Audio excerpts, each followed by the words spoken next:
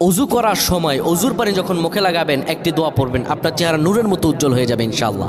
আপনার চেহারা নূরের মতো উজ্জ্বল হয়ে যাবে, চেহারা থেকে ব্রণ, মেস্তা, কালো দাগ সহ যাবতীয় সমস্যাগুলো আল্লাহ তাআলা দূর করে দিবেন এবং আপনার রিজিকে বরকত হবে ইনশাআল্লাহ।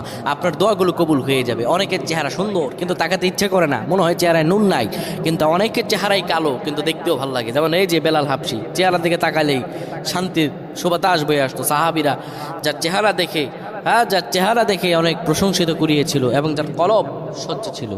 প্রিয় ভাইরা আমার, অজু যখন আপনি করবেন, অজুর পানিতে যখন আপনার চেহারা ভিজাবেন, তখন অজুর পানিতে আপনি এই দোয়াটা 3 বার পরে, দুরূদ শরীফ 3 বার পরে ফু দিবেন। দোয়াটি হলো আল্লাহু নূরুস সামাওয়াতি ওয়াল আরদ, আল্লাহু নূরুস সামাওয়াতি ওয়াল আরদ। পানিগুলো নিয়ে সেই পানির মধ্যে আপনি ফু দিয়ে চেহারার মধ্যে লাগাবেন। আমার আল্লাহ রাব্বুল আলামিন